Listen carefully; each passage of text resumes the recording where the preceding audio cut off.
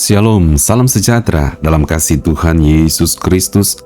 Bersyukur kepada Tuhan karena Tuhan selalu menyatakan kasih-Nya dalam kehidupan kita, terbukti nyata setiap hari. Tuhan memelihara hidup ini. Puji Tuhan. Kembali Anda mengikuti renungan malam dekat Tuhan yang akan memberkati Anda pada hari ini dengan tema Mengenal untuk Menyembah Tuhan. Sebelum lebih lanjut, mari kita satukan hati. Kita berdoa. Bapa Surgawi, dalam nama-Mu Tuhan Yesus, kami datang kepadamu. Biarlah Tuhan urapi kami, Tuhan buat kami mengerti isi hati Tuhan, dan iman kami makin hari, makin bertumbuh menjadi dewasa di dalam Tuhan, sehingga kami kuat dan mampu menghadapi berbagai hal yang terjadi dalam dunia ini, seturut dengan kebenaran firman Allah. Dalam nama Tuhan Yesus Kristus kami berdoa. Haleluya. Amin. Puji Tuhan. Kemarin saudaraku kita telah menyelesaikan pembacaan dan perenungan firman Tuhan seluruh kisah para rasul. Dan pada hari ini kita masuk di kitab Roma pasal 1. Karena setiap hari satu pasal secara berurutan kita merenungkan firman Allah dalam sebuah kitab. Karena kita percaya setiap pasal ada tema-tema yang menarik dan indah ketika kita merenungkan bersama secara berurutan dalam sebuah kitab. Puji Tuhan. Saudaraku dalam kasih Tuhan Yesus, renungan kita di Roma pasal 1 ayatnya yang ke-20. Sebab apa yang kita nampak daripadanya, yaitu kekuatannya yang kekal dan keilahiannya, dapat nampak kepada pikiran dari karyanya sejak dunia diciptakan, sehingga mereka tidak dapat berdalih. Sebab sekalipun mereka mengenal Allah, mereka tidak memuliakan Dia sebagai Allah atau mengucap syukur kepadanya. Sebaliknya, pikiran mereka menjadi sia-sia dan hati mereka yang bodoh menjadi gelap. Saudaraku dalam kasih Tuhan Yesus Kristus, memang betul ketika kita melihat karya ciptaan Tuhan, Tuhan menciptakan alam semesta, Tuhan menciptakan umat manusia dan berbagai sistem kehidupan yang ada di dunia ini. Tentu kita akan terkagum-kagum.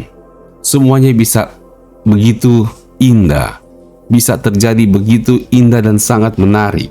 Dan saudara, tentu kita tahu dunia ini bisa terpelihara sampai saat ini. Tata surya bisa tersusun dengan indah seperti pada saat ini. Pastilah ada kekuatan yang mengatur semuanya itu. Nggak mungkin jadi begitu saja. Dan firman Allah telah berbicara, itulah kekuatan Tuhan yang kekal dan keilahiannya Tuhan nyatakan dengan ciptaannya yang luar biasa ini, langit dan bumi serta isinya. Dengan demikian saudaraku, setiap orang dapat mengenal Tuhan dengan memperhatikan kekuatan dan keilahian di balik alam semesta yang diciptakan. Orang bisa mengenal Tuhan. Namun sayangnya mereka mau mengenal Tuhan menurut cara masing-masing. Mereka ingin mengenal Tuhan menurut pemahaman masing-masing, menurut konsepnya masing-masing, menurut konsep diri sendiri. Maka tidak heran ada banyak bentuk penyembahan kepada Tuhan. Tapi sayangnya, bukan Tuhan yang dimaksudkan, tetapi Tuhan menurut gambaran pikiran masing-masing, menurut gambaran pikiran dari sekelompok orang. Itulah yang terjadi. Ketika orang melihat langit dan bumi, mereka bisa menyembah Tuhan dengan menyebut Tuhan si A atau si B atau si yang ada yang paling tinggi. Ada yang melihat langit dan bumi, lalu mereka pikir tentu langit itulah Tuhan, maka langitlah yang disembah, adalah namanya Dewa Langit. Ketika mereka melihat bumi yang luar biasa, tentulah bumi adalah Tuhan, lalu mereka menyembah bumi. Ketika mereka terkagum-kagum melihat matahari, pagi nongol, malam gak ada, pagi lagi nongol, lalu mereka pikir itulah Tuhan, lalu matahari disembah, lalu juga bulan disembah, lalu bintang juga disembah dan sebagainya. Menurut cara masing-masing, menurut kesimpulan masing-masing, menurut pengertian masing-masing, maka terciptalah konsep Tuhan-Tuhan masing-masing. Dan mereka melakukan penyembahan. di dalamnya. Sayang sekali. Padahal Tuhan memberikan tuntunan. Ketika melihat kita mengagumi alam semesta ini, kita mengagumi langit dan bumi ini, kita juga didorong untuk mengenal Tuhan menurut caranya Tuhan, supaya pikiran kita tidak salah, hati kita tidak keliru untuk menyimpulkan tentang Tuhan. Namun banyak yang memaksa diri menurut pengertiannya masing-masing. Padahal pengertian kita ini, waduh, nggak nyampe. Pikiran kita, pengertian kita tidak nyampe untuk menyimpulkan adanya Tuhan. Perasaan adanya Tuhan, iya ada. Tapi siapa Tuhannya, nggak nyampe pikiran kita untuk menyimpulkannya. Kalau sudah nggak nyampe, berarti kesimpulan kita tentang Tuhan pasti nggak nyampe juga. Artinya Tuhan yang salah arah. Yang kita pikirkan salah semuanya. Saudaraku dalam kasih Tuhan Yesus Kristus, itulah yang dikatakan firman Tuhan. Sebab pikiran mereka menjadi sia-sia dan hati mereka yang bodoh menjadi gelap.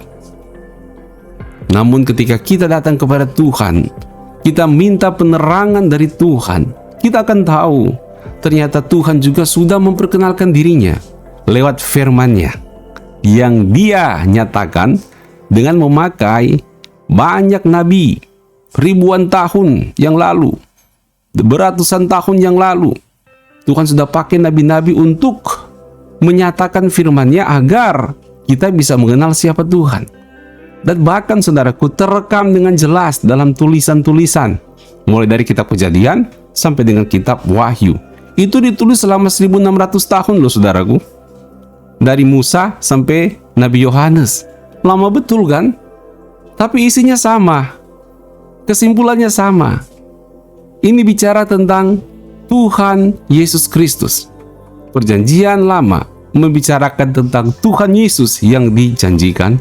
Perjanjian Baru membicarakan tentang Tuhan Yesus yang dijanjikan telah digenapi, telah datang ke dunia dan menceritakan karya Tuhan Yesus Kristus.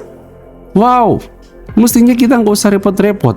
Kita bersyukur karena sudah ada yang tertulis. Wahyu, firman-Nya disampaikan agar kita kenal Tuhan. Kenapa harus pakai pikiran sendiri? Nanti kejebak pada penyembahan berhala, animisme, dinamisme, pohon disembah, gunung disembah, bisa jadi juga hewan disembah dan sebagainya. Kan repot. Oleh sebab itu Tuhan mau kita mencintai firman-Nya, kita akan makin kenal Tuhan dan kita tidak salah menyembah Tuhan. Amin saudara. Dan berikutnya ada juga persoalan. Sebab ada yang sudah kenal Tuhan, tahu akhirnya di Alkitab Yesus adalah Tuhan. Tapi persoalannya, mereka tidak mau memuliakan Tuhan sebagai Allah, malahan diperdebatkan, diributin. Ini gimana? Tahu tentang Yesus dalam Alkitab untuk disembah, untuk dimuliakan, bukan untuk bikin rame atau bikin viral. Gimana nih? Salah lagi. Padahal setelah kenal Allah, maka kita harus memuliakan Dia dan mengucap syukur kepadanya. Hidup untuk memuliakan Kristus dan hidup untuk mengucap syukur atas kebaikan Kristus. Itu yang benar, saudara. Namun karena pikiran sudah keliru, pikiran arahnya sudah ke hal yang sia-sia, hati yang sudah bodoh menjadi gelap, makanya tersesat. Akhirnya Tuhan membiarkan mereka yang memaksakan diri, hati yang keras seperti ini, melakukan hal-hal yang tidak berkenan di hadapan Tuhan, melawan Tuhan.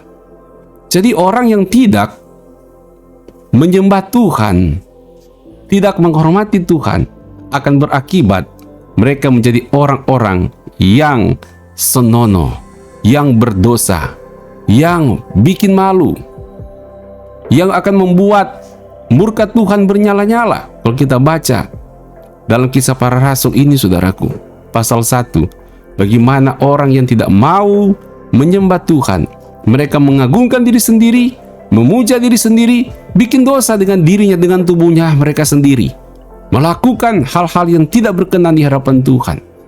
melakukan persinahan, melakukan kegiatan-kegiatan yang berdosa, mencelakakan orang lain karena ingin memuaskan diri sendiri, melakukan hal yang jahat, keserakahan dan sebagainya, jatuh dalam kekejian-kekejian seperti ini karena mengagungkan diri sendiri. Rusak. Jadi orang tidak menyembah Tuhan, maka mereka akan rusak dengan dirinya sendiri karena mereka pasti mengagungkan diri mereka sendiri atau kelompok mereka sendiri. Saudaraku, marilah kita sungguh-sungguh datang kepada Tuhan, menyembah Tuhan supaya tidak terjebak dengan mengagungkan diri sendiri, mengandalkan diri sendiri. Nanti akan terperosok dalam dengan dosa-dosa yang sangat memalukan, yang menjijikan, dan karakter-karakter yang sangat jahat yang tidak berperi kemanusiaan.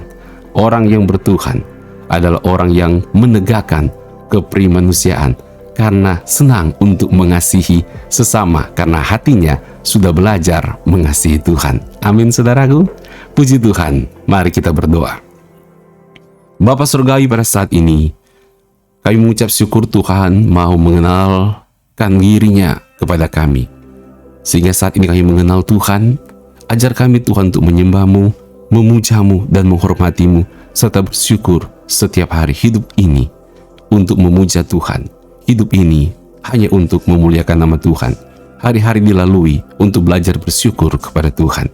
Kami tidak mau tersesat Tuhan. Tuhan tolong kami, jamah kami. Terima kasih Tuhan buat kasih karunia-Mu atas hidup kami. Tuhan berkati juga di saat kami akan beristirahat. Kami beristirahat dalam kekuatan dan pertolongan Tuhan, dengan berkat dan damai dari Tuhan. Dalam nama Tuhan Yesus. Haleluya. Amin. Puji Tuhan. Tuhan Yesus memberkati. Sampai bertemu kembali besok malam. Shalom.